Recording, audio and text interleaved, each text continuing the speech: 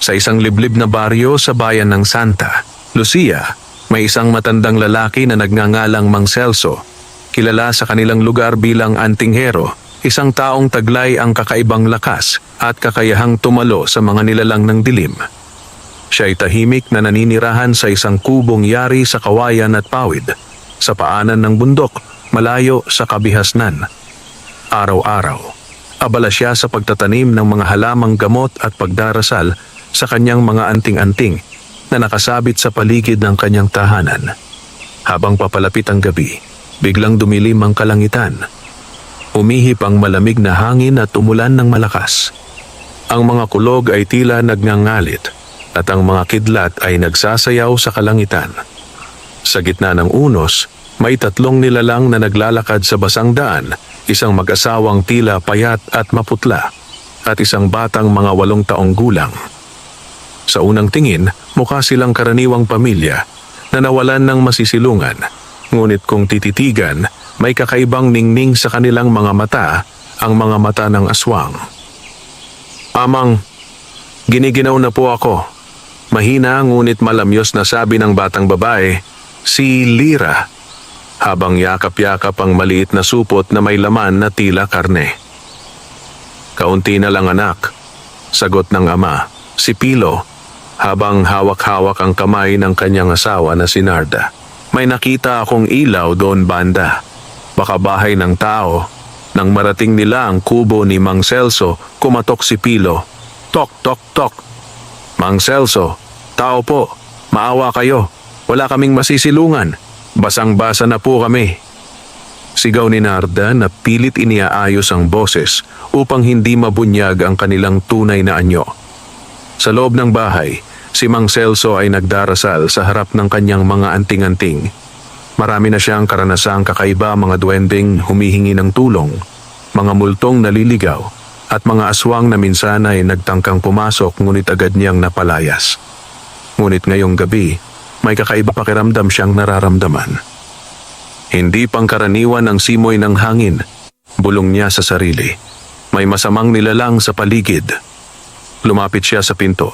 Dahan-dahang binuksan ito at tumambad sa kanya ang mag-asawang basang-basa at ang batang umiiyak sa lamig. "Pasensya na ho, Mang Celso," sabi ni Narda. "Bumibiyahe kami pauwi sa kabilang baryo, pero inabutan ng ulan. Baka pwede po kaming makisilong kahit sandali." Matagal na tinitigan ni Mang Celso ang tatlo. May kutob siyang kakaiba. Ang hangin sa paligid ay tila mabigat. Ngunit nang makita niya ang batang babae na nanginginig sa ginaw, tumigil ang kanyang pagdududa. "Pasok kayo, basang-basa na kayo sa ulan," wika niya, habang binuksan ang pinto ng maluwang. "Magpainit muna kayo sa apoy."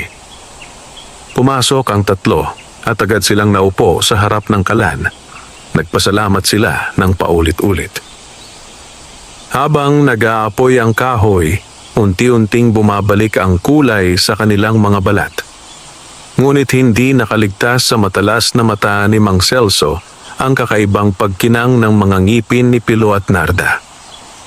Tahimik lang siya, ngunit pinisil niya ng mahigpit ang anting-anting na nakasabit sa kanyang leg, isang anting-anting na yari sa ginto at batong itim.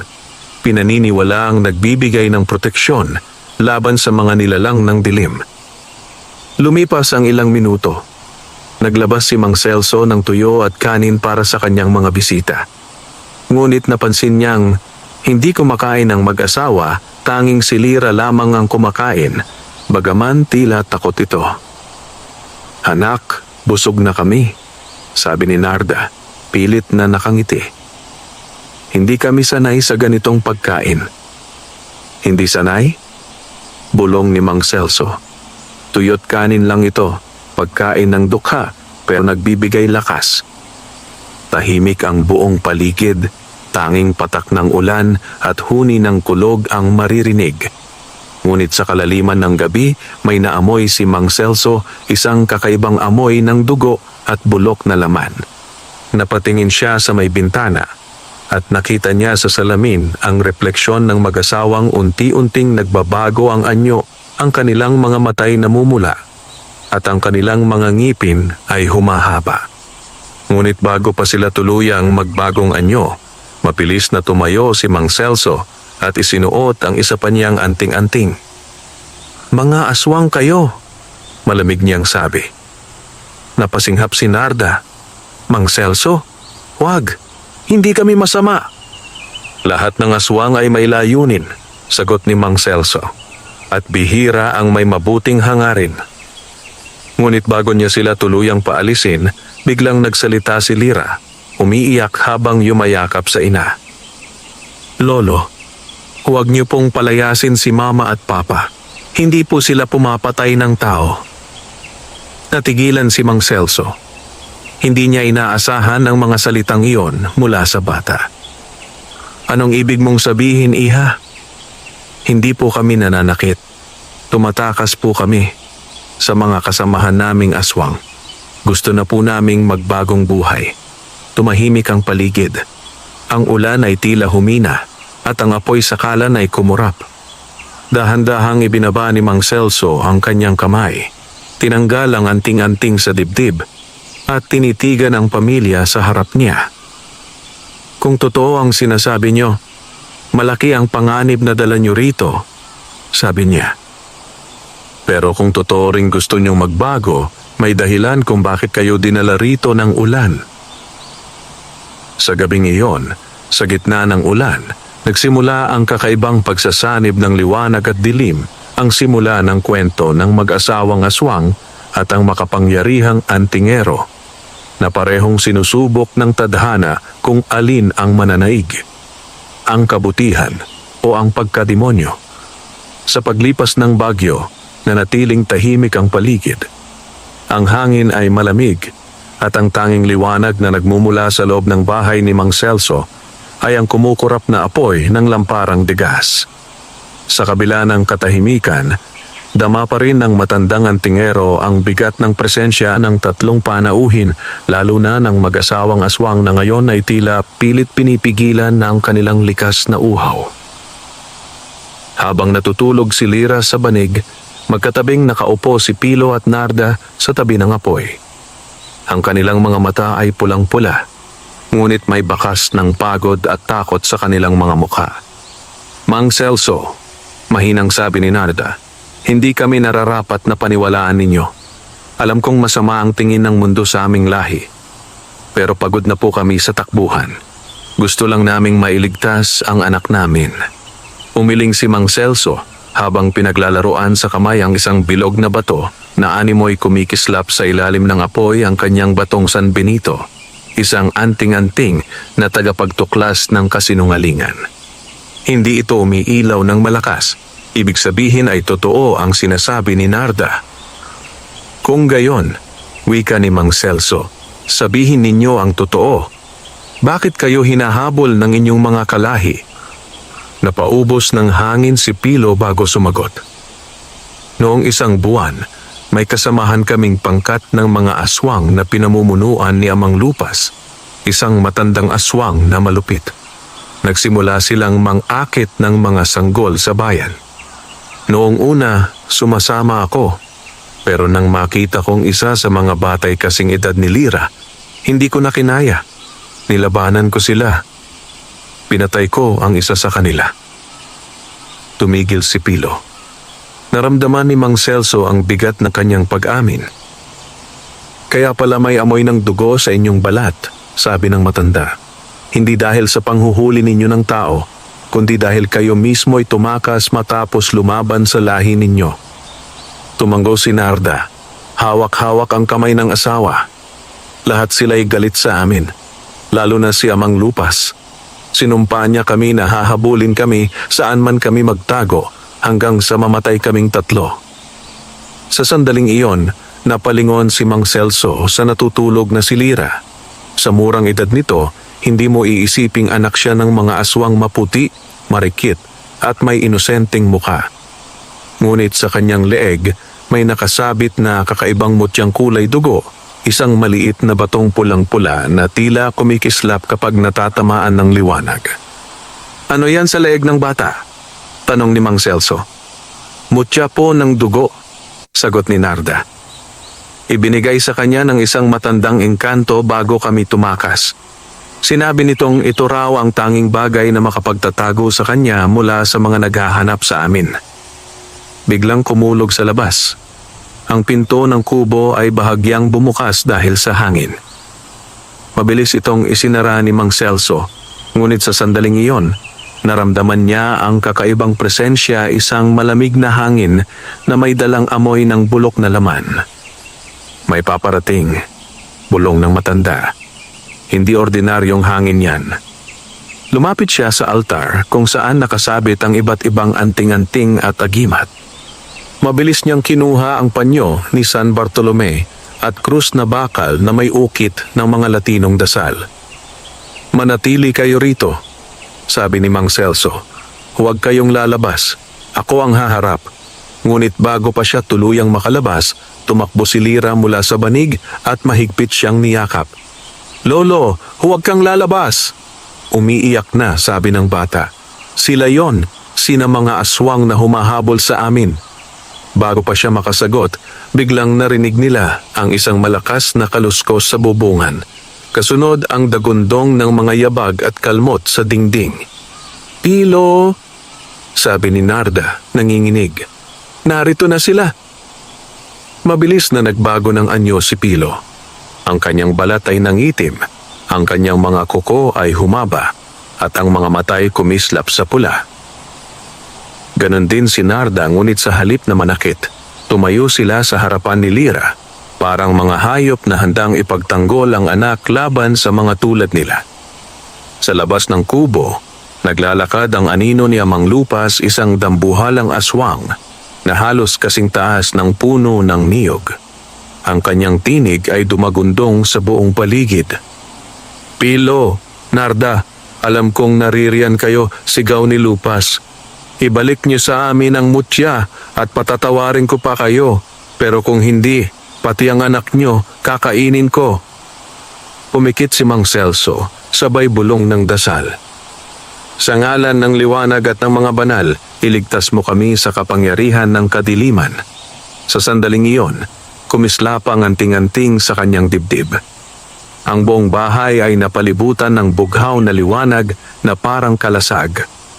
Ang mga aswang sa labas ay naguunahan sa pagsugod, ngunit sa bawat pagtama nila sa liwanag ay nag-aalab ang kanilang balat. "Ah!" sigaw ng isa. "Ang liwanag, nasusunog tayo." Ngunit si Amang Lupas ay hindi umaatras. Sa halip, itinaas niya ang kanyang kamay at inusal ang isang sinaunang sumpa. Ang hangin ay naging mabigat at ang mga sanga ng puno ay gumalaw na parang may buhay. Sa loob ng bahay, yumakap si Lira kay Mang Celso at biglang nagsalita sa wikang hindi karaniwan, mga salitang parang dasal ngunit may tunog na kakaibang kapangyarihan. "Sa dugo ng liwanag, sa mutyang ipinagkaloob ng kabutihan, ilayo kami sa kadiliman." Nang matapos niyang bigkasin ang mga salitang iyon, ang mutya sa kanyang leeg ay kumislap ng maliwanag, isang liwanag na halos kasing tingkad ng araw. Nabulag ang mga aswang sa labas at isa-isa silang nagsitakbuhan palayo, kasama si Amang Lupas na nagsisigaw sa galit. Pagbalik ng katahimikan, lupaypay si Lira sa sahig. "Anong nangyari sa bata?" tanong ni Mang Celso. "Hindi namin alam," sagot ni Narda, luhaan. "Mula nang ibigay sa kanya ng engkanto ang mutya, minsan ay may kapangyarihang lumalabas sa kanya, lalo na kapag nalalagay kami sa panganib." Tinitigan sila ni Mang Celso ng mariin. "Kung totoo yan, ang anak niyong yan ay hindi lang kalahating aswang. May dugo ng engkanto sa kanyang ugat." Tahimik ang lahat. Sa labas, unti-unting tumila ang ulan. Ngunit alam nilang hindi pa tapos ang gabi dahil sa kabila ng katahimikan, nakatingin pa rin mula sa dilim ang mga mata ni Amang Lupas, naghihintay ng tamang oras upang muling sumalakay. Lumipas ang ilang araw matapos ang gabing binagyo ng panganib at apoy. Sa kubo ni Mang Celso, muling bumalik ang katahimikan, ngunit sa bawat hangin na humahampas sa bintana, dama pa rin ang bigat ng pangamba. Alam ng matandang antingero na hindi pa tapos ang laban sapagkat ang mga nilalang ng dilim ay hindi kailanman sumusuko kapag nabigo. Sa loob ng bahay, si Lira ay nagpapahinga sa banig, mahimbing na natutulog matapos ang pagod na laban. Si Narda naman ay nagluluto ng sabaw gamit ang mga halamang gamot ni Mang Celso, habang si Pilo ay tahimik na nakaupo sa gilid ng silong, nakatingin sa labas ng bintana na parang may hinihintay. Hindi pa siya tapos, mahinang sabi ni Pilo. Kilala ko si Amang Lupas. Kapag siya'y napahiya, hindi siya titigil hanggang may kapalit na dugo. Umiling si Mang Celso. Sabay pinisil ang isa sa kanyang anting-anting na nakasabit sa kanyang dibdib, isang pahiwatig ng panganib. Tama ka. Nakaramdam ako kagabi. May mga aninong gumagalaw sa kakahuyan. Ang ilan sa kanila'y hindi tao. Si Narda ay napatingin, may bakas ng takot sa kanyang mukha. Paano tayo, Mang Celso? Hindi kami makalaban ng walang dahilan. Gusto lang naming protektahan si Lira. At yan ang dahilan kung bakit hindi ko kayo paalisin, sagot ng matanda. Ngunit kailangan nating maghanda. Ang laban na ito, hindi lang laban ng dugo. Ito'y laban ng liwanag at kadiliman. Samantala, sa malayong bahagi ng kagubatan, sa isang lumang sira-sirang sementeryo, nagtitipon ang mga nilalang ng dilim. Nasa gitna nila si Amang Lupas, nakaupo sa trono ng mga buto at tabo. Ang kanyang balat ay parang kahoy at ang kanyang mga kuko ay mahahaba, kumikislap sa ilalim ng buwan. Sa kanyang harapan, nakaluhod ang iba pang aswang, mga lalaking maitim ang balat, mga babae na may mahabang buhok at matutulis ng ngipin at ilang vampira na sumumpa ng katapatan sa kanya. Nadungisan ang ating dangal, sigaw ni Amang Lupas.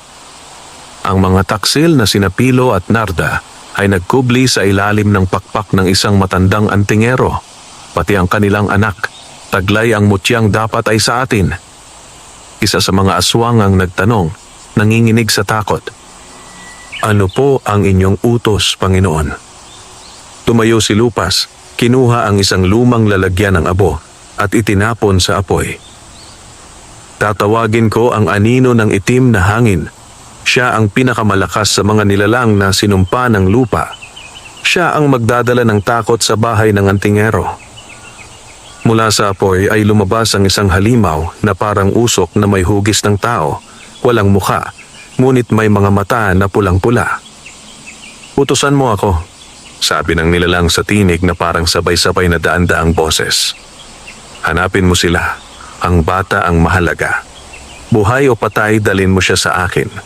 At sa isang iglap, naglaho ang nilalang sa hangin, kasabay ng malamig na simoy na nagdaan sa kagubatan.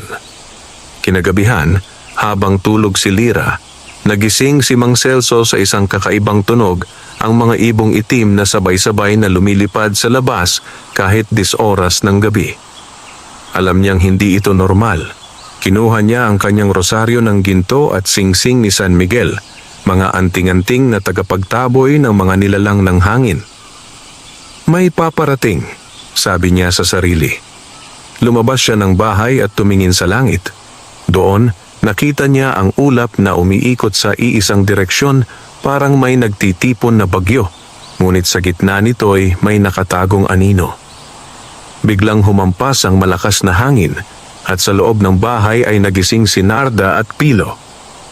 Mang Celso, sigaw ni Narda. Nasaan ang anak ko?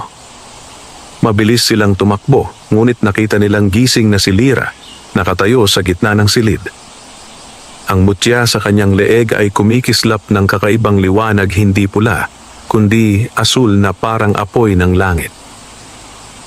May tawag akong naririnig, sabi ni Lira sa mahinang tinig.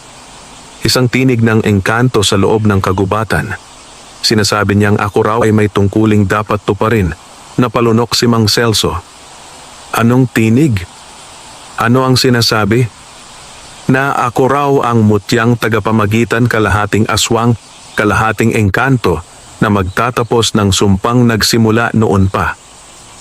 Hindi makapaniwala si Narda at Pilo sa narinig nila. "Lira, anak, huwag kang maniwala sa mga tinig," sigaw ng ina. "Nililinlang ka nila." Ngunit bago pa man makalapit si Narda, biglang may sumabog na hangin mula sa labas.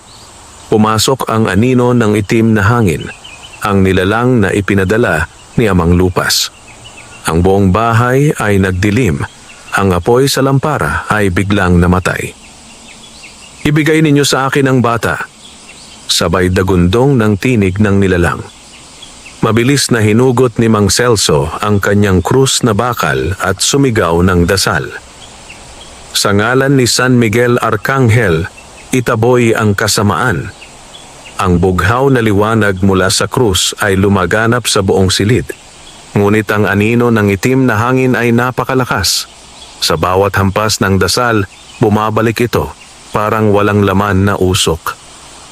Si Lira ay umiiyak, ngunit sa gitna ng takot, biglang kumislap ng malakas ang mutya sa kanyang leeg. Mula rito'y lumabas ang imahe ng isang matandang engkanto, si Diwata Amihan, ang tagapagbantay ng mutya. "Lira," sabi ng Diwata sa tinig na parang hangin, "oras na upang magising ang iyong dugo ng liwanag. Huwag kang matakot. Ang kabutihan ay nasa iyong puso." Kasabay ng mga salitang iyon, sumiklab ang liwanag mula sa katawan ni Lira at tinamaan ang anino ng itim na hangin. Ang halimaw ay nagsisigaw habang natutunaw sa hangin, nagiging abo. Ngunit sa likod ng mga bundok, narinig ang tinig ni Amang Lupas. "Lira! Hindi mo ako matatakasan. Ang sumpa ng kadiliman ay nasa iyong dugo." Sa sandaling iyon, alam nilang hindi patapos ang laban, sapagkat ang pagkakakilanlan ni Lira bilang tagapamagitan ng liwanag at dilim ay simula lamang ng mas malaking digmaan. Matapos maglaho ang anino ng itim na hangin, muling nanumbalik ang katahimikan sa bahay ni Mang Celso. Ngunit sa halip na ginhawa, isang matinding katanungan ang bumalot sa lahat: sino nga ba talaga si Lira? Bakit siya tinawag ng diwata na tagapamagitan? Ang mutyang pulang bughaw na nakasabit sa kanyang leeg ay patuloy na kumikislap. Animoy may sariling buhay. Sa bawat paghinga ni Lira, tila tumutugon ang mutya sa tibok ng kanyang puso. Umupo si Mang Celso, pagod at pawis na pawis. Nilingon niya si Pilo at Narda na parehong nakayakap sa anak na nanginginig. "Hindi ko na pwedeng itago sa inyo," sabi ng matanda. "Ang mutyang dala ng anak ninyo, hindi karaniwang mutya. Yan ay bahagi ng sinaunang kasunduan sa pagitan ng lahi ng mga engkanto at ng mga aswang." Napatingin si Narda. "Anong kasunduan, Mang Celso? Akala ko magkaaway sila mulat sa pool." Tumango si Mang Celso. "Magkaaway nga, ngunit hindi noon pa man. May panahon na ang dalawang lahi ay iisa, kapwa tagapagbantay ng kalikasan, kapwa tagapagtanggol ng balanse ng buhay. Ngunit isang sumpa ang nagbago ng lahat." Tahimik si Mang Celso habang nagsimula siyang magkwento, at ang hangin ay tila nakikinig.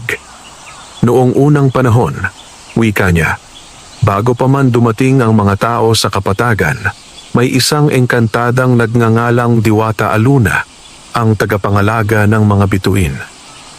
Umibig siya sa isang mandirigmang mortal na nagngangalang Balen, isang alagad ng liwanag. Ngunit bawal sa kanilang lahi ang umibig sa tao. Dahil sa pag-ibig, nilabag ni Aluna ang kautusan ng mga diwata. Isinumpa siya ng kanyang mga kapatid at si Balen ay tinamaan ng sumpa ng dilim. Naging unang nilalang na tinawag nilang aswang. Napasinghap si Narda.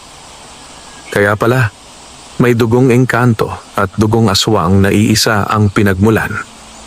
Tumango si Mang Celso. Tama. At mula noon, ang dalawang lahi ay nagkahiwalay. Ang mga aswang ay itinaboy sa dilim, habang ang mga engkanto ay tumira sa liwanag. Ngunit bago tuluyang mamatay si Aluna, iniwan niya ang isang mutya ng dugo at liwanag ang parehong mutya na ngayon ay nasa inyong anak. Lumingon si Pilo sa anak niyang si Lira na nakikinig ng tahimik. Kaya pala gusto ni Amang Lupas ang mutya, sabi niya, dahil ito ang magbabalik ng kapangyarihan ng kanilang lahi. Oo, sagot ni Mang Celso. Ngunit hindi lang iyon. Ang mutya ay may kapangyarihang ibalik ang balanse sa pagitan ng dalawang lahi. Ngunit depende sa magtataglay nito kung mabuti, ito'y magiging ilaw. Kung masama, ito'y magiging kamatayan. Habang nag-uusap sila, biglang tumingkad ang liwanag ng mutya. Ang silid ay napuno ng bughaw at gintong sinag, at mula sa liwanag ay unti-unting lumitaw ang imahe ng Diwata Amihan, ang parehong espiritu na tumulong kay Lira noong laban sa anino ng hangin. Mang Celso, Pilo, Narda, panahon na upang malaman ninyo ang buong katotohanan. Ang tinig ng Diwata ay banayad ngunit malakas. Ang batang si Lira ay isinilang hindi lamang bilang anak ninyo, siya'y bunga ng isang basbas ng kalikasan.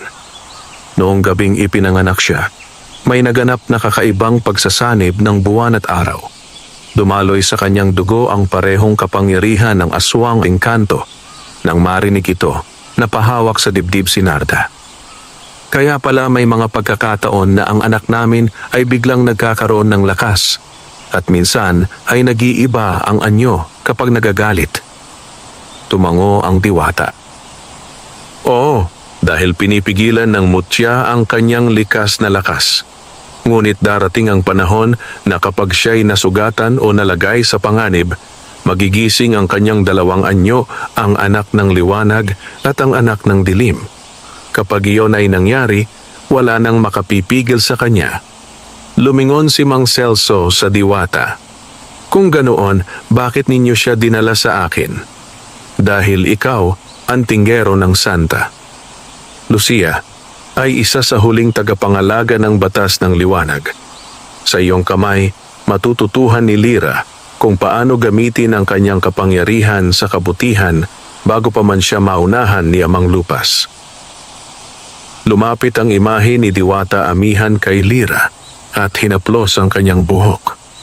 Lira, anak, tandaan mo ito sa loob ng 3 gabi mula ngayon. Magbabalik si Amang Lupas na may dalang hukbo ng dilim. Hindi mo siya kayang labanan sa ngayon. Kailangan mong hanapin ang batong liwanag sa loob ng yunggib ng tigmamanukan sa gitna ng kagubatan ng silangan. Doon mo lang makukuha ang tunay na kapangyarihan ng iyong mutya. Paano ko makikita iyon? Tanong ni Lira, halos pabulong. Sundan mo ang awit ng hangin sa dapit hapon. Ako ang magiging gabay mo, ngunit mag-ingat ka, sapagkat sa bawat paglapit mo sa liwanag, lalong lalakas ang galit ng dilim. Pagkasabi ng Diwata ng mga salitang iyon, unti-unti siyang naglaho kasabay ng malamig na simoy ng hangin. Naiwan si Mang Celso, Pilo, Narda at Lira na tahimik, nagtataka at takot. Matapos ang ilang sandali ng katahimikan, nagsalita si Mang Celso. Wala na tayo panahon. Kung totoo ang babala, kailangan nating maglakbay bukas ng umaga. Ako ang sasama sa inyo. Mang Celso, sabi ni Narda, hindi namin kayang isama ka sa panganib. Ang panganib ay bahagi ng kapalaran.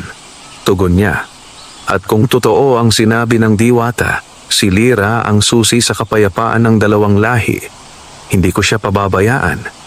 Hinawakan ni Mang Celso ang kamay ni Lira at marahan itong tinapik. Bukas anak, sisimulan natin ang paglalakbay. Sa oras na ito'y kailangan mong matutunang gamitin ang kapangyarihang nasa loob mo, hindi upang manakit, kundi upang magligtas. Tahimik na tumango si Lira at sa unang pagkakataon, nakita ni Mang Celso sa mga mata ng bata ang kakaibang ningning, isang halong tapang at kabutihan, ngunit may nakatagong kalungkutan. Sa labas ng bahay, ang buwan ay muling lumitaw mula sa ulap, ngunit sa kabilang bahagi ng kagubatan, nakatayo si Amang Lupas, pinagmamasdan sila mula sa dilim. Kaya pala, bulong niya habang nakangisi. Ang bata ay bunga ng 2 dugo. Hindi lang mutya ang kailangan ko, siya mismo ang susi upang muling mabuhay ang lahi ng dilim. At sa ilalim ng buwan, naglatag siya ng kanyang mga kamay sa lupa. Nagsimula ng isang sinaunang orasyon. Ang lupa ay gumalaw, at mula rito ay bumangon ng mga nilalang ng gabi, mga sigbin, tiktik, manananggal, at tiyanak handang sumunod sa utos ng kanilang pinuno. Nagumaga sa baryo ng Santa Lucia, ngunit sa paligid ng bahay ni Mang Celso, tila hindi sumisikat ang araw. Ang kalangitan ay mapusyaw at ang mga ibon ay bihirang marinig. May kakaibang katahimikan senyales ng paparating na panganib. Sa loob ng kubo, abala si Mang Celso sa paghahanda ng kanilang paglalakbay. Isinusuot niya ang kanyang lumang barong Tagalog na may borda ng mga dasal at isinabit sa baywang ang kanyang anting-anting ni San Bartolome, ang tagapagtaboy ng kasamaan. Si Pilo at Narda ay nag-iimpake ng ilang baon tinapay, tuyong isda at mga halamang gamot. Si Lira naman ay nakaupo sa gilid, tahimik ngunit matalim ang mga mata, pinagmamasdan ang liwanag ng mutya ng dugo at liwanag sa kanyang dibdib. Mang Celso, tanong ni Lira, malayo po ba ang yunggib ng tigmamanukan? Malayo, tugon ng matanda, at delikado. Maraming nilalang na tagapangalaga ng lihim ng kalikasan. Hindi basta-basta makapasok ang walang malinis na puso. Pero kasama ninyo ako, sabi ni Lira, mahina ngunit may determinasyon. Ang diwata ang nagsabi, ako raw ang dapat makarating doon. Tama ka, wika ni Mang Celso. Ngunit huwag mong kalilimutan ang mga may dakilang tungkulin ay madalas sinusubok ng tadhana bago nila makamtan ang kanilang layunin. Habang tinatahak nila ang makapal na gubat, dahan-dahan ay lumalabo ang liwanag ng araw. Sa bawat yapak, naririnig ang kaluskos ng mga dahon at mga bulong ng hangin. Pagdating nila sa isang ilog na tila kulay asul na may bahid ng berde, napansin ni Lira ang kakaiba ang tubig ay gumagalaw kahit walang agos at sa ilalim nito ay may mga bilog na mata na nakamasid. Mang Celso, bulong ni Narda, may mga nilalang sa ilalim ng tubig. Tiningnan ni Mang Celso ang paligid at dahan-dahang kinuha ang isang bote ng asin at langis ng niyog mula sa kanyang bulsa. Ibinuhos niya ito sa tubig habang bumibigkas ng latinong dasal. Sa ngalan liwanag na dalisay, magpakita ang katotohanan ng iyong katauhan. Biglang umusbong mula sa ilog ang mga nilalang na hugis tao, ngunit may balat na parang isda mga bantay ilog, tagapangalaga ng daan patungong tigmamanukan. Ang isa sa kanila, may mahabang buhok at balot ng perlas, ay nagsalita. Sino kayong nangangahas tumawid sa ilog ng mga mata? Lumapit si Mang Celso. Marahan ngunit matatag ang tinig. Ako si Celso, tagapangalaga ng liwanag. Kasama ko ang batang may mutya ang tagapamagitan ng dalawang lahi. Kami maglalakbay upang kunin ang batong liwanag. Nagbulungan ang mga bantay ilog. Isa sa kanila ang tumango, ngunit may isa ring hindi sang-ayon. Kung siya'y may dugong aswang, wika ng isa, bakit siya papayagang tumawid sa banal na tubig? Hindi nakapagsalita si Lira, ngunit biglang kumislap ang kanyang mutya at sa loob ng ilog ay nagningning ang liwanag na asul. Ang mga nilalang ay napaatras. Ang liwanag ng diwata, bulong ng pinuno. Hindi siya kaaway, siya'y pinagpala at sabay nilang binuka ang daan sa gitna ng ilog na tila hinahawi ng hangin ng tubig. Nakatawid sila ng ligtas. Ngunit bago sila tuluyang makalampas, nagsalita ang pinuno ng mga bantay ilog. Tagapamagitan, mag-ingat ka. Sa unahan, naghihintay ang nilalang ng dilim na may pangalang Alindog, ang halimaw na tumatrap sa kaluluwa ng mga nangahas sa gubat. Pagkaraan ng ilang oras na paglalakad, naramdaman nilang tila may sumusunod. Ang mga dahon ay kusang kumikilos at ang hangin ay may halakhak ng babae. Mang Celso, sabi ni Pilo, may kakaibang presensya.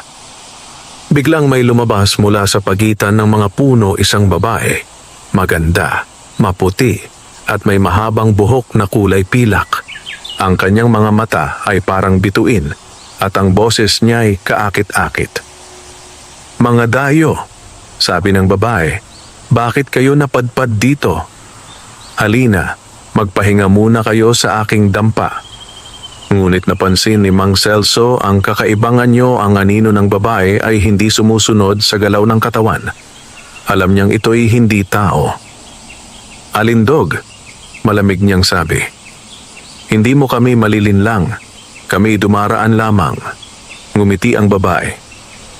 "Alam mo ang aking pangalan. Marahil isa kang antingero. Ngunit hindi mo ako kayang labanan ng walang kapalit." Biglang nagbago ang anyo ni Alindog, naging dambuhala, may mahahabang kuko at dila at balat na parang balahibo ng paniki. Sumugod ito kay Lira, ngunit bago pa man ito makalapit, kumislap ang mutya sa dibdib ng bata. "Huwag mo silang saktan," sigaw ni Lira. Lumabas mula sa mutya ang liwanag na ginto at tinamaan si Alindog. Nagsisigaw ito habang naglalaho, nagiging abo. "Lira," sabi ni Mang Celso, "ang lakas mo ay gising na. Ngunit alalahanin mo, bawat paggamit ng mutya ay binabawasan ang iyong buhay. Huwag mo itong gamitin ng walang dahilan." Tahimik na tumango ang bata. Pagsapit ng dapit hapon, narating nila ang paanan ng bundok kung saan naroon ang yunggib ng tigmamanukan. Sa paligid nito ay mga batong may ukit ng mga sinaunang simbolo at sa pintuan ay may nakasulat na babala. Tanging may pusong dalisay ang makapapasok. Ang may kasinungalingan ay mapapahamak. Lumapit si Mang Celso at binigkas ang dasal ng mga tagapangalaga. Ngunit sa bawat hakbang, naramdaman nila ang bigat ng hangin. Parang sinusubok ng yungib ang kanilang mga puso. Nang unang tumapak si Pilo, nagliyab ang lupa, senyales ng kasalanan. Umurong siya. "Hindi ako makapasok," sabi niya. "Marahil dahil sa aking nakaraan bilang aswang." Sinubukan ni Narda, ngunit may kumidlat sa harapan niya. "Hindi rin ako karapat-dapat." Lumingon si Lira kay Mang Celso. "Ako po ang papasok," sabi niya. "Hindi, anak," sigaw ng ina. "Delikado. Ako ang tinawag ng diwata. Ako lang ang makapapasok." Huminga ng malalim si Lira at tumapak sa harap ng pintuan. Kumislap ang mutya sa kanyang dibdib at ang mga ukit sa bato ay nagningning ng bughaw. Unti-unting bumukas ang pintuan at isang malamig na hangin ang lumabas. "Mang Celso," bulong ni Lira. "May tinig akong naririnig. Parang tinatawag ako sa loob." "Pumasok ka," wika ng matanda. "Ngunit tandaan mo, anumang makita mo roon ay bahagi ng iyong pagsubok. Harapin mo ito ng may tapang at puso." At sa sandaling iyon, pumasok si Lira sa loob ng yunggib ng tigmamanukan, habang naiwan sina Mang Celso, Pilo at Narda sa labas, nakamasid sa unti-unting pagsasara ng pinto. Ang buong paligid ay nagdilim, at sa loob ng yungib ay narinig ni Lira ang boses ng diwata. "Lira, anak ng liwanag at dilim, handa ka na bang harapin ang iyong nakaraan?" Sa loob ng yunggib ng tigmamanukan, naglakad si Lira sa madilim na lagusan. Ang bawat hakbang ay may kasabay na alingaw-ngaw ng sariling tunog, parang may sumasabay sa kanyang mga yapak. Ang dingding ng yunggib ay kumikislap sa kakaibang liwanag, parang mga bituin na nakakulong sa bato. Ang malamig na hangin ay may halong amoy ng lumang panahon, ng mga lihim na matagal nang nakalimutan. Biglang nagsalita ang tinig ni Diwata Amihan, nagmumula sa diwa ng kanyang mutya. "Lira, anak ng dalawang lahi, narito ka na sa lugar kung saan nasusubok ang kaluluwa. Ang bawat aninong makikita mo rito ay bahagi ng iyong nakaraan, ng dugo ng iyong pinagmulan. Huwag kang matakot, ngunit huwag mo rin silang kalimutan." Huminga ng malalim si Lira. Ang kanyang mga kamay ay nanginginig, Ngunit sa puso niya ay may lakas na hindi niya alam kung saan nagmumula. Habang lumalakad, narinig niya ang isang tinig mahina, ngunit pamilyar. "Lira, anak." Napatigil siya. Sa harap niya, unti-unting lumitaw ang imahe ng isang babae, maputi, marikit, at may mga pakpak na kumikislap sa asul na liwanag. Ang kanyang mukha ay kabigha-bighani at sa mga mata nito ay nakikita ang kalungkutan ng isang ina. "Sino ka?" tanong ni Lira, nanginginig. "Ako si Diwata Aluna, ang iyong ninuno," sagot ng babae. "Ang una sa ating lahi na umibig sa isang mortal. Sa aking pag-ibig nagsimula ang sumpa at ang pagkakahati ng dalawang daigdig." Lumapit si Lira, halos maiyak. "Ikaw ang diwata na minahal si Balen?" Tumango si Aluna. "Oo. At ikaw, anak, ay tagapagmana ng aming pagkakamali at pag-asa. Dala mo ang parehong dugo ng liwanag at ng dilim. Ngunit tandaan mo, ang bawat lakas ay may kapalit at ang pagpili mo ay magtatakda ng kapalaran ng lahat." Sa likod ni Aluna, unti-unting lumitaw ang imahe ng isang lalaking may mapulang mata. Matikas, ngunit may pighati sa mukha. "Ako si Balen," sabi nito. "Ang unang nilalang na naging aswang. Hindi ko ginustong maging halimaw, ngunit ako'y isinumpa dahil sa pag-ibig." Niyakap ni Aluna si Balen, ngunit sa pagyakap nila, ang kanilang mga katawan ay unti-unting nagiging abo. Ang abo ay umikot sa paligid ni Lira at mula roon ay nabuo ang isang espadang liwanag na may ukit ng araw at buwan. "Ito ang espadang tigmamanukan," sabi ni Aluna. "Simbolo ng pagkakaisa ng dalawang puwersa. Kapag dumating ang oras ng paghaharap sa dilim, ito ang magiging iyong sandata. Ngunit tandaan mo, Lira, ang espadang ito ay may kaluluwa. Gamitin mo lamang ito kung ang iyong puso ay totoo." Pagkatapos ng mga salitang iyon, naglaho ang mga imahe.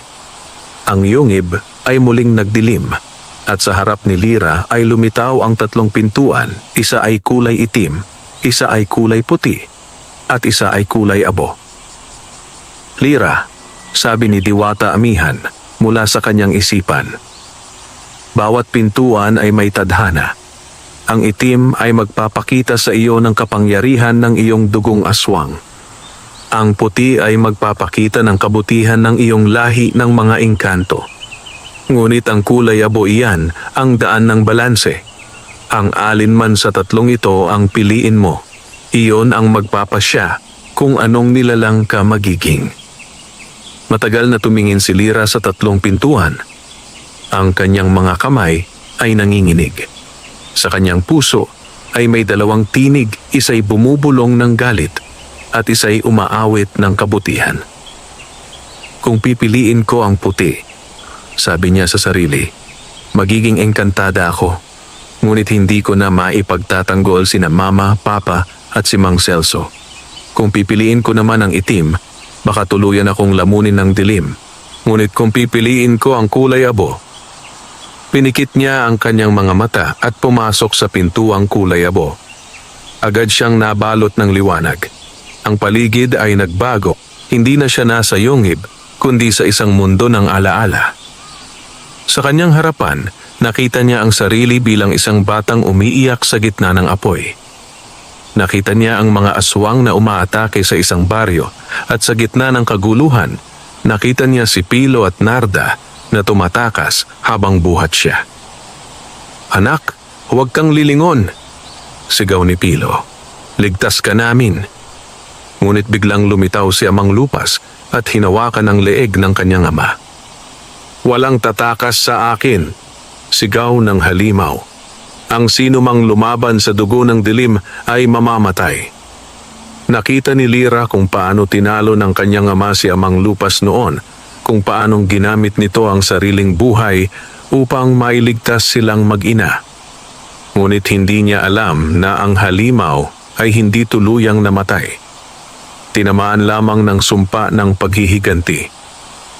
Ang eksenang iyon ay naglaho At sa harapan ni Lyra ay lumitaw muli ang 3 pintuan, ngunit ngayon ay may nakasulat sa gitna. Ang tunay na lakas ay hindi nasa kadiliman o kaliwanagan, kundi sa puso na marunong magpatawad. Tumulo ang luha ni Lyra. Kung ganoon, ang dapat kong gawin ay patawarin si Amang Lupas. Sa sandaling iyon, pumukas ang sahig ng yungib at mula sa ilalim ay lumitaw ang batong liwanag, isang kristal na bughaw na may hugis puso. Inilapit ni Lyra ang mutya sa kanyang dibdib at ang 2 liwanag pula at asul ay nagsanib. Mula sa pagsasanib ay lumabas ang isang malakas na liwanag na tumagos sa buong yungib. Ang mga ukit sa dingding ay kumislap at ang buong bundok ay parang nagising. Sa labas naghihintay sina Mang Celso, Pilo at Narda. Nang bumukas ang pintuan ng yunggib, isang matinding liwanag ang bumalot sa kanila. Lumabas si Lyra, ngunit hindi na siya ordinaryong bata. Ang kanyang buhok ay bahagyang kumikislap at sa kanyang likod ay may aninong pakpak ng liwanag at usok. Sa kanyang kamay ay ang espadang tigmamanukan at sa kanyang dibdib ay ang bagong anyo ng mutya kulay ginto at bughaw. "Anak," napaluha si Narda. "Ano ang nangyari sa iyo?" "Ako po ay hindi na basta anak ng tao," wika ni Lyra. "Ako po ay tagapamagitan ng liwanag at dilim. Ako ang magwawakas sa sumpang iniwan ng nakaraan. Ngunit bago pa sila makapagpahinga, biglang yumanig ang lupa. Mula sa malayo, narinig nila ang alingaw-ngaw ng mga sigaw at halakhak. Sa ilalim ng kalangitan ay nagliliwanag ang apoy palatandaan ng paparating na hukbo ni Amang Lupas. Tumindig si Mang Celso, hinugot ang kanyang anting-anting at tiningnan ng silangan. "Wala na tayong oras. Darating na sila. Ang huling labanan ay magsisimula na." Si Lyra ay tumingin sa liwanag ng buwan. Mahigpit na hawak ang kanyang espada. "Kung ito ang kapalaran ko," wika niya, "handa akong harapin ang dilim para sa mga magulang ko at para sa kapayapaan ng 2 lahi." Madilim ang kalangitan nang sumapit ang gabi. Ang buwan ay natatakpan ng makakapal na ulap at ang paligid ay balot ng malamig na hangin na tila nagdadala ng mga bulong ng masamang espiritu. Sa malayong bahagi ng kagubatan, naririnig ang mga yabag ng daan-daang nilalang mabibigat, mababangis at gutom sa dugo. Mula sa tuktok ng isang matandang punong balete, nakatanaw si Amang Lupas, ang pinuno ng lahi ng mga aswang. Sa kanyang paanan ay nakaluhod ang kanyang mga tagasunod, mga sigbin, tiktik, manananggal, tiyanak at mga vampira, lahat handang lumusob sa utos ng kanilang pinuno. "Panahon na!" sigaw ni Amang Lupas. Ang kanyang boses ay dumadagundong sa hangin. Ang tagapagmana ng mutya ay nasa ilalim ng proteksyon ng antingero, ngunit wala nang makapipigil sa atin. Ibalik natin ang kapangyarihan ng kadiliman. Dalhin sa akin ang bata, buhay o patay. Sumabog ang malakas na sigaw ng mga nilalang ng gabi at ang lupa ay umuga sa bigat ng kanilang paglusob. Sa kabilang dako ng kagubatan, sa paanan ng bundok kung saan naroon ang yunggib ng tigmamanukan, abala sina Mang Celso, Pilo, Narda at Lyra sa paghahanda. Si Mang Celso ay naglatag ng mga orasyon at anting-anting sa paligid, mga sanga ng puno na may dasal, langis na pinagpala at asin na nakapulupot sa pinto. "Ang mga ito'y hindi magtatagal," sabi ng matanda. "Kapag sinimulan na nila ang orasyon ng dilim, masusunog ang mga hangganan ng proteksyon. Kailangang handa tayo." Si Pilo naman, bagaman dating aswang, ay humugot ng kanyang sariling lakas, ang likas na bilis at pandama ng kanyang lahi. "Kung may mga lalapit na halimaw, ako ang haharap," sabi niya. "Hindi ko nahahayaang muli nilang sakupin ang anak ko." Niyakap siya ni Narda. "Kung ganon, ako naman ang magpoprotekta kay Lyra. Hindi ko hahayaang mapahamak ang anak natin." Tahimik si Lyra habang hawak ang espadang tigmamanukan na ngayon ay bahagyang kumikislap sa bawat tibok ng kanyang puso. Mang Celso, wika niya, hindi ko pa lubos na alam kung paano gamitin ang espada. Huwag mong alalahanin, sagot ng matanda. Ang espada ng liwanag ay hindi nangangailangan ng galit. Ang lakas nito ay nagmumula sa kabutihan ng loob. Kapag ginamit mo ito para magligtas, hindi ito kailanman bibigo. Sa unang hampas ng hangin, biglang nag-iba ang paligid. Ang mga ibon ay nagsiliparan at ang mga puno ay tila nagkaroon ng buhay. Ang mga sanga ay kumikilos na parang mga kamay. Mula sa dilim ay lumitaw ang unang alon ng mga halimaw, mga tiktik at sigbin mabilis at gutom. Sumugod sila sa kubo ni Mang Celso. Ngunit sa unang hakbang pa lang nila, sumabog ang liwanag mula sa mga orasyon. Ang asin ay nagliyab na parang apoy at ang mga halimaw ay nagsisigawan sa sakit. Nasusunog kami. Ngunit hindi lahat ay nasunog. Ang ilan ay nakalusot sa pagitan ng mga bitak ng proteksyon. Si Pilo ay agad lumaban. Tumalon siya mula sa bubong. Ang kanyang mga mata ay kumikislap na pula. Ngunit ngayon, hindi na siya halimaw. Sa layuning masama siya ay mandirigmang nagtatanggol. Sa isang iglap, ginamit niya ang kanyang mga kuko upang wakasan ang dalawang tiktik. Ngunit sa bawat laban ay bumabalik ang kanyang dating anyo. Pilo! Sigaw ni Narda. Huwag mong hayaang lamunin ka ng sumpa. Kaya ko ito, sagot ni Pilo habang tumatayo at muling humaharap sa mga halimaw. Si Mang Celso naman ay nagbukas ng anting-anting ni San Miguel Arcangel. Mula rito ay lumabas ang bughaw na liwanag na nag-anyong kalasag, pinoprotektahan ng bahay. Sa ngalan ng mga banal na espiritu, iligtas mo kami sa kapangyarihan ng kadiliman. Sigaw ng matanda. Biglang dumilim ang paligid. Ang mga bituin ay naglaho. Ang apoy ng lampara ay namatay. Mula sa alon ng mga nilalang ay lumitaw ang isang dambuhalang anino, si Amang Lupas mismo, ang pinuno ng mga aswang. Ang kanyang katawan ay kasinlaki ng bahay. Ang balat ay kulay abo at ang kanyang mga mata ay nagliliyab sa pula. Sa bawat paghinga niya, umaalingasaw ang amoy ng bulok na dugo. Celso! Sigaw ni Lupas. Matagal na kitang kilala, Antingero. Noon pa man ay tinatanggihan mo ang aming alok na sumama sa dilim. Pero ngayong hawak mo ang tagapagmana ng mutya, wala kang pagpipilian. Humakbang si Mang Celso, nakataas ang anting-anting. Ang kapangyarihan ng liwanag ay hindi kailanman luluhod sa dilim. Ngunit sa bawat dasal niya, naramdaman niyang lumalakas si Amang Lupas. Hindi mo alam, sabi ng halimaw. Ang sumpang nakatali sa dugo ng bata ay bahagi ng akin. Kapag siya'y ginamit ang buong kapangyarihan ng mutya, ang kaluluwa ko ay mabubuhay sa kanyang katawan. Nang marinig iyon, napahinto si Lyra. Hindi totoo yan, sigaw niya. Totoo, anak ng dalawang lahi, sagot ni Lupas. Ang dugong aswang na nasa iyo ay mula sa aking linya. Ako ang unang pinagmulan ng iyong ama. Ako ang iyong ninuno. Natigilan si Pilo. Anong ibig mong sabihin?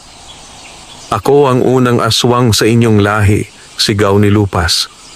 Ang dugo ko ay nasa iyo at sa anak mong iyan. Kaya't kung pipigilan mo ako, sarili mong laman ang papatayin mo. Si Lyra ay napayuko, nanginginig. Ang mutya sa kanyang dibdib ay kumikislap ng pula. Naririnig niya ang tinig ni Lupas sa kanyang isipan. Halika sa akin, anak. Sama ka sa iyong tunay na lahi.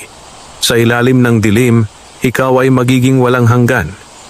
Ngunit kasabay nito, narinig din niya ang banayad na tinig ni Diwata Amihan. Lyra, huwag kang padadala. Ang dugo ay hindi kailanman mas malakas kaysa sa puso. Itinaas ni Lyra ang kanyang espada at sa unang pagkakataon ay naramdaman niya ang buong kapangyarihan ng espadang tigmamanukan. Ang liwanag nito ay sumabog at ang paligid ay nagliwanag na parang araw. Ako ay anak ng dalawang lahi, sigaw ni Lyra. Ngunit pipiliin kong maging ilaw. Sumugod siya kay Amang Lupas at naglaban ang dalawa. Ang bawat hampas ng espada ni Lyra ay nagbubuga ng liwanag na tumatama sa mga halimaw, sinusunog ang kanilang mga anino. Ngunit si Amang Lupas ay malakas sa bawat sugat niya, muli siyang nagbabalik. Hindi mo ako mapapatay, sigaw ni Lupas. Hanggat may dilim sa puso ng tao, mananatili akong buhay. Ngunit tumugon si Mang Celso, nakataas ang kanyang anting-anting. Kung ganoon, wawakasan ka namin sa ngalan ng kabutihan ng sangkatauhan. Sabay silang sumigaw ng dasal si Mang Celso sa wikang banal, si Lyra sa kapangyarihan ng liwanag. Ang langit ay kumulog, ang lupa ay yumanig, at sa isang iglap, tumagos ang espadang tigmamanukan sa dibdib ni Amang Lupas.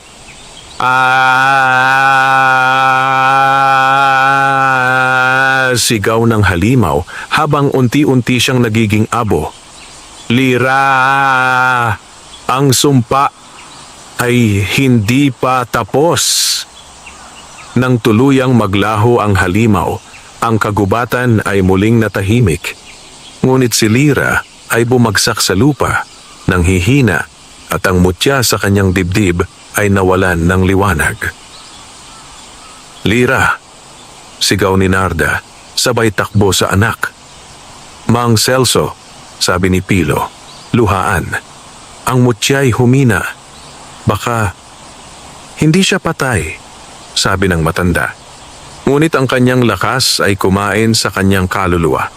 Kailangan nating ibalik ang balanse sa loob niya bago tuluyang lamunin ng sumpa. Ang kagubatan ng Santa Lucia ay balot ng katahimikan matapos ang madugong labanan. Sa ilalim ng maitim na kalangitan, nakahandusay si Lyra, mahina at walang malay, habang ang mutya ng dugo at liwanag sa kanyang dibdib ay kumikislap ng paputol-putol, parang kandilang nauupos. Si Narda ay yakap-yakap ang anak, umiiyak ng marahan. Lyra, anak ko, gumising ka naman. Si Pilo, sugatan at pagod, ay lumuhod sa tabi nila, pinagmamasdan ang mukha ng anak na tila natutulog lang. Mang Celso, anong gagawin natin? Ang mutya ay hindi namatay, sagot ng matanda. Ngunit naubos ang lakas ng bata. Ang liwanag at dilim sa kanyang loob ay naglalaban ngayon. Kung hindi natin siya matutulungan, siya mismo ang magiging bagong sisidlan ng sumpa ni Amang Lupas. Kinuha ni Mang Celso ang kanyang pinakamatandang agimatang bato ni San Miguel na itinatago niya sa ilalim ng kanyang barong Tagalog. Ito ay yari sa puting kristal at may ukit ng mga sinaunang dasal. May isang paraan, sabi niya, ngunit maaaring ito na ang huli kong magagawa. Tumango si Pilo. Kung iyan ang paraan para mailigtas siya, kahit anong kapalit. Ngumiti si Mang Celso. Ang kabutihan ay laging may kabayaran, ngunit kung para sa liwanag, hindi ako matatakot. Itinabi ni Mang Celso ang kanyang anting-anting sa dibdib ni Lyra. Ang paligid ay napuno ng bughaw na liwanag. Muling kumulog ang kalangitan at ang mga dahon ng kagubatan ay tila sumasabay sa dasal ng matanda. Sa ngalan ng liwanag na walang hanggan, ng kalikasan at ng mga banal, ibalik ang balanse ng dalawang dugo.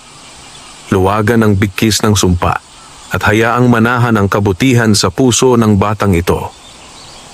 Sa bawat salita, ang lupa ay kumikilos. Mula sa kalangitan, bumagsak ang sinag ng buwan tuwirang tumama sa katawan ni Lyra. Sa loob ng kanyang isipan, nagising siya sa isang mundo ng liwanag at dilim. Doon, nakita niya ang dalawang anyo, isang batang engkantada na may pakpak ng ginto at isang batang aswang na may mga mata ng apoy. Ang dalawa ay magkahawak kamay, ngunit nag-aagawan sa gitna ng kawalan. Ako ang liwanag, sabi ng una. At ako ang dilim, sigaw ng pangalawa. Hindi kayo kailangang mag-away, sabi ni Lyra. Pareho kayong bahagi ko. Kung maglalaho ang isa, Hindi na ako magiging buo. Lumapit siya sa dalawang anyo at niyakap sila. Sa sandaling iyon, nagliwanag ang buong paligid, ang dilim ay naging abo, at ang liwanag ay naging ginto. Sa labas ng kanyang katawan, kumislap ang mutya sa kanyang dibdib. Nagbago ng anyo mula pula at bughaw ay naging puting kristal na may gintong sinag. Si Mang Celso ay nanginginig. Ang bughaw na liwanag mula sa kanyang anting-anting ay unti-unting nawawala. "Mang Celso!" sigaw ni Narda. "Anong nangyayari sa inyo?" Ngumiti ang matanda. "Ang lakas ng aking mga anting-anting ay ipinasa ko sa kanya. Siya na ngayon ang tagapagdala ng liwanag. Ako'y magiging bahagi ng kalikasan gaya ng mga nauna sa akin." Biglang kumulog at ang katawan ni Mang Celso ay nagliwanag. Sa huling pagkakataon, tumingin siya kay Lira na ngayoy unti-unting bumabangon. "Mang Celso," mahina ngunit malinaw ang tinig ni Lira. "Bakit ninyo to ginawa?" "Dahil ikaw ang kinabukasan, anak. Ako ay antingero lamang, tagapangalaga. Ikaw ang liwanag na magpapatuloy." At sa huling ngiti, ang katawan ni Mang Celso ay naging abo na dinadala ng hangin. Sa halip na lungkot, naramdaman nilang may mainit kapayapaan sa paligid, isang damdamin ng pagtanggap at kaliwanagan. Nang tuluyang bumalik ang lakas ni Lira, tumindig siya. Ang kanyang mga mata ay kumikislap ng gintong liwanag at ang hangin sa paligid ay tila sumusunod sa kanyang bawat galaw. Sa kanyang kamay, hinawakan niya ang espadang tigmamanukan na ngayon ay muling nagliliwanag. "Mama, Papa," sabi niya, "hindi pa tapos ang sumpa. Ngunit may natutunan ako, ang liwanag at dilim ay hindi kailangang maglaban. Kailangan lang nilang magkaisa." Tumango si Pilo.